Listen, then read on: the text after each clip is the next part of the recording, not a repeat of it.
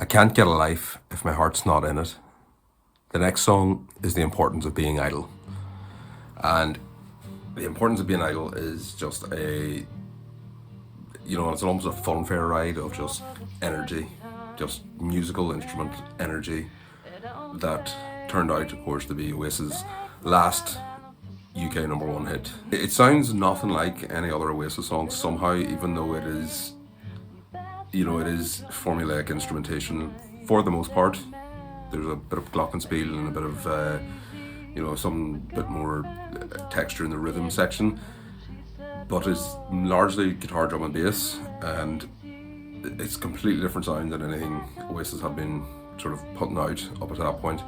It starts off with just a really chugging guitar riff. Ding, ding, ding, ding, ding, ding, ding, ding. Like it sounds like the Star Wars,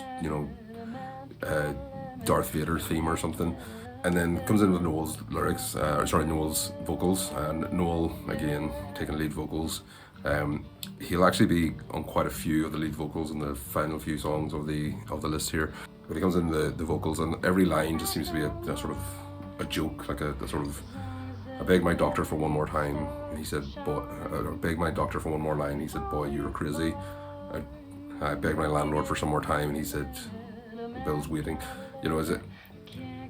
Not quite, but it feels like a delivery of like a sort of one-line joke. Each line of the chorus, each stanza, if you want to get really pretentious about it. It's just a really enjoyable romp of a song. Like it just gets the energy up in the right way. Ding ding ding ding ding ding ding ding. And there's so much going on underneath from the vocal melody. Vocal melody is really catchy. It's really, it's really. It's not really expressive or anything like that, but it is just a really catchy song. Oh, mine, as long as there's a bed beneath the stars that shine. That's sort of harkening back to the sort of sentiments of the likes of cigarettes and alcohol and songs like that. But underneath that, there's an awful lot of technical wizardry going on in the rhythm section. A lot of arpeggiated guitars, a lot of really tight rhythms. And Zach Starkey, the son of Ringo Starr, had been recording some of the album, the new album, Don't Believe the Truth.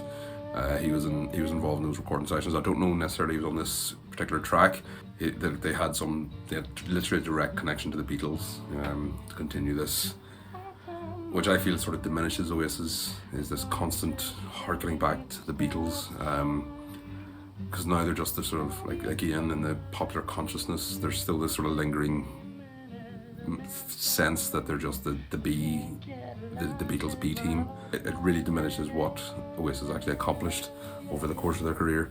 The rhythm section, so there's an awful lot of arpeggiated guitars, a lot of really syncopated rhythms, and it's all happening underneath the vocal line, so it's given the song so much energy and so much vibrancy without having to just turn the volume up. Like you're just constantly just bombarded with sort of musical information, but you don't realize it's happening because the vocal line is just so crisp and so clean, and so it just cuts through all that. And the sentiment of the song is just very lighthearted. The importance of being idle.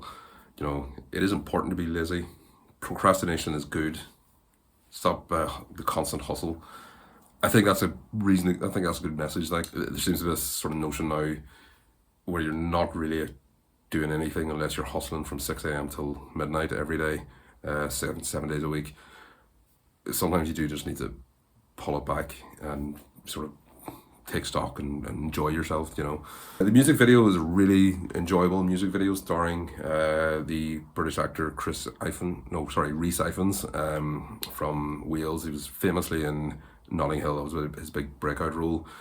He demonstrates a real sort of showy, sort of cabaret, variety performance, in the fact that he's doing all these little dances, and he's incorporating the whole shtick, I think, is a harkening back to one of the Ealing comedies, the old comedies from the 1950s and 60s, and they were made in London. I'm trying to figure out if it was necessarily the Lady Killers that they were specifically parodying, but I don't think it was. I think they were just trying to get a sense in the music video of just sort of the Ealing comedies.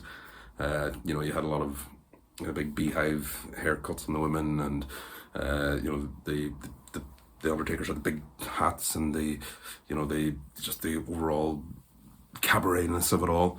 And again, just really enjoyable to watch, and utterly nothing to do with the subject matter of the song, but in and of itself is an enjoyable 3 minutes, 4 minutes entertainment put together with the song.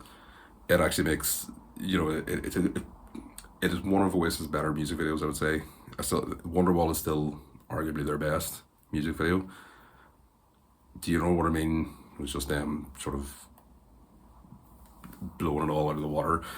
This is just because it's encapsulates something very specific without being at all specific. Paradoxically, I think makes this one of the more enjoyable Oasis videos.